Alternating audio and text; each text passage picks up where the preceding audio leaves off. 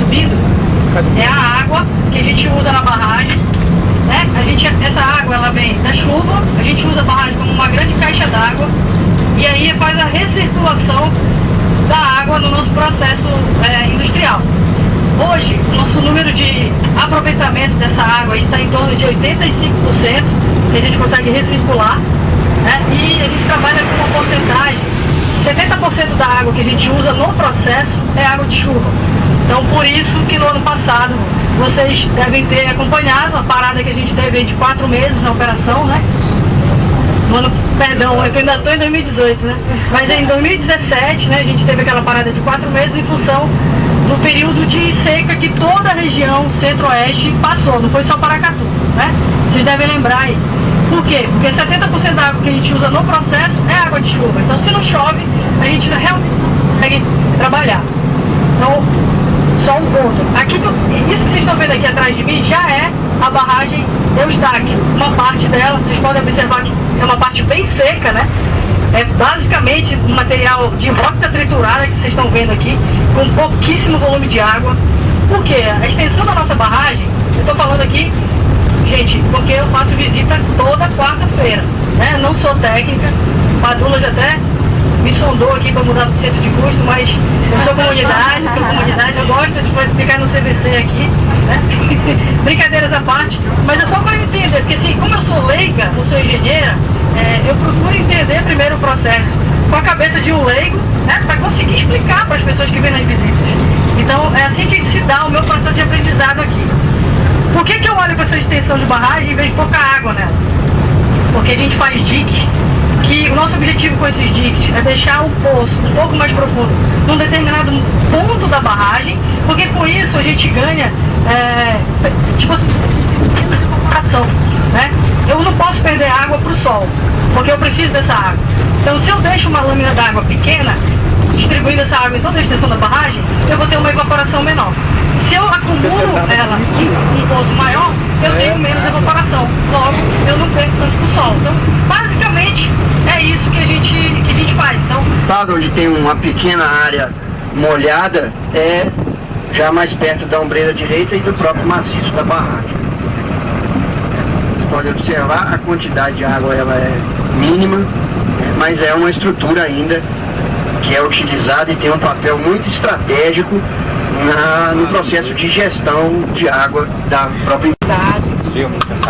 É aquela quantidade que a gente comentou lá, que o número eu não vou me lembrar de cabeça, mas a gente falou, aquela massa que tem acumulada aí. Não me lembro o número. Mas hoje uma parte já está mais sedimentada. Está sedimentada, né? Mas a intenção é sedimentar 100%, é isso? Não, já vai ficar nessa situação, mas aquele volume já contempla isso. Só é importante lembrar, né, pastor, que esse nível da água, de alguma forma, à medida que a barragem caminha, está caminhando agora, você reduz também o nível do freático. Esse é um ponto bem lembrado, Alessandro, que obviamente a quantidade que nós temos hoje nessa estrutura, como ela não é mais usada para armazenar rejeitos, a quantidade de água ela é muito menor do que em outros períodos. Quem já esteve aqui em outras oportunidades, a estrutura barragem Santo Antônio, você viu uma lâmina d'água muito superior à que a gente pode observar hoje. Isso é em função do fato de lançar rejeitos desde o segundo semestre de 2015. Então, Padula, é aí mesmo que eu quero chegar, porque no início, então, talvez a Alessandra complementa, então, se isso fosse lama, como aquele material que a gente se assustou tanto aí, ela não sedimentaria, correto? O material, o rejeito da mineração do ouro, ele vai sedimentando por causa das suas características, é isso? E vai sobrando menos água. E essa água vai evaporando, vai correndo, porque aqui a gente não vê uma barragem. A gente não vê uma barragem aqui, né? A gente vê uma planície aí. Não é uma barragem. Mas seu ponto é um ponto importante. O que acontece é o seguinte, como eu citei anteriormente, desde 2015, agosto, setembro de 2015, essa estrutura ela não é mais usada para dispor rejeitos. Então o material que estava aí, naturalmente ele já passou por um processo de decantação. Sim, evaporação. Então, e o material que é lançado, ele é lançado naquela forma de polpa, aquela lama. A fração mais pesada já desceu, a água já ficou por cima, só que essa água ela já foi bombeada, aí já choveu, já acumulou um pouco mais. Então hoje, por causa dessas condições, principalmente do não lançamento de rejeitos, é que hoje a gente observa esse comportamento, este tipo de material e a água somente naquela, vamos chamar do canto mais direito ali, próximo da ombreira direita da barragem. E lembrando, por que tem essa água se já não recebe mais rejeito? É porque esta água, ela vem de uma captação do córrego São Pedro, certo? Que existe um sistema de bombeamento, bombeia essa água para dentro da barragem de Santo Antônio. Isso tudo devidamente com as permissões, com as licenças. Isso para uso na planta. Exatamente, porque ali a gente não consegue enxergar daqui, mas bem lá onde tem aquela lâmina d'água maior, lá existe um sistema de bombeamento.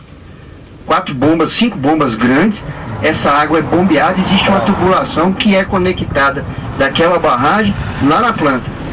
Só lembrando do balanço de água, uma parte foi mencionado aqui os 83, 85% que é recirculado, mas ainda assim, essa água, na realidade, essa água não está toda aqui, hoje ela está muito mais em Eustáquio, né, que ela está mais em Eustáquio, é a água que a gente mais usa para recircular, mas aqui tem uma parte que vem em complemento ao que a gente precisa dessas estações de bombeamento. Então hoje essa barragem é uma barragem de rejeitos e também uma represa. Vocês colocam água aí para depois jogar. De transferência. A caixa de transferência. Pensa assim. Mas qual o volume de água que fica nela? Por cima, né, esse volume ele é variável. Hoje, o que a gente tem aqui deve ser em torno de 3 a 4 milhões de metros cúbicos de água. Mas esse número ele varia porque durante o período, como foi citado aqui, ele é como se fosse uma caixa d'água. Então, durante o período de chuva, além da água que é captada no rio, você tem a água de chuva, que vai sendo acumulada aí. Mas o limite é 3 milhões de metros cúbicos? Não, a capacidade, a gente tem condições de armazenar mais. Mas a isso por causa... Mas a gente mantém a limitação de 3 milhões muito mais porque é o que a gente precisa, né? A gente não precisa mais do que isso estando passando aqui nessa unidade. Ademais, o restante da água vem de recirculação da outra barragem da Eustáquio. Esse material, então, ele tem uma textura mais sólida. Num rompimento, por exemplo, seria 3 milhões. Mas um material que escoaria com facilidade?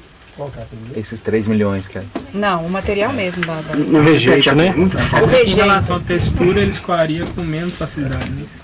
Questão do rompimento, ela seria normal? Como é que seria funcionar? Não. No caso de uma hipotética, eu quero frisar isso. No caso de uma hipotética condição, como a que você citou, a tendência é que você tenha muito menos material se deslocando para baixo, por causa da própria configuração hoje da estrutura. Você tem muito menos água, você tem muito mais sólido. É um procedimento que nós adotamos durante a construção. Nós temos uma empresa especialista na parte de construção e uma empresa terceira independente responsável pela parte de fiscalização e controle de qualidade das nossas obras. Em relação aos órgãos ambientais, essa fiscalização por parte deles? Sim, em relação aos órgãos reguladores, órgãos ambientais, nós recebemos visitas que são feitas pelos inspetores, pelos fiscais. Isso depende muito da programação de cada instituição. O que eu posso garantir é que nós estamos sempre preparados para recebê-los e assim tem sido historicamente em anos anteriores. O senhor falou sobre o trabalho que é feito com as comunidades que poderiam estar na rota, né, se Deus quiser, nunca vai acontecer isso, né, de um deslizamento, por exemplo. Qual o nível de confiança em relação às informações que vocês passam para essa comunidade? O nível de confiança, ele é decorrente dos processos que a Kinross adota e com resultados positivos, assim tem sido demonstrado ao longo dos anos. Tem rotinas de monitoramento, de instrumentação, auditorias externas de segurança. Historicamente, todos esses processos nos permitem demonstrar a condição adequada, a condição estável das nossas estruturas. Por que só a partir de 2016 que iniciou esse plano com um simulado de um possível rompimento da barragem? Esse simulado ele se deu em 2016 com as comunidades, esse esforço externo. Internamente já existiam práticas na Kinross de treinamento das suas equipes. Realmente a partir de 2016 é quando houve uma aproximação maior, um contato maior da Kinross com o poder público e com a comunidade. Mas eu gostaria de ressaltar que foi um simulado, um exercício extremamente importante, trouxe lições importantes para nós, como também para o poder público e para as comunidades, e estamos nos planejando para repetir esse exercício de forma mais aprimorada e mais preparada agora em 2019. Hoje o sistema de sirenes ainda está sendo implantado, hoje só existe sirenes móveis. O sistema hoje, nós temos as sirenes móveis, nós temos também 2 sirenes fixas implantadas, uma na barragem Santo Antônio, uma em Eustáquio, e estamos preparando para implantar um sistema mais robusto, com mais sirenes na zona ajusante das nossas barragens. Foi mostrado de uma forma bem ampla para todos nós da imprensa como é trabalhado aqui, né, por vocês, várias equipes, estrutura muito bem pensada em busca da excelência, né? Então, a mensagem que você poderia deixar para a nossa comunidade, depois de Mariana, agora também Brumadinho, lógico que fica essa questão da insegurança, do medo, né? Então, a mensagem que você pode deixar para a gente, para os familiares dos funcionários que trabalham aqui, né, e para a comunidade em geral.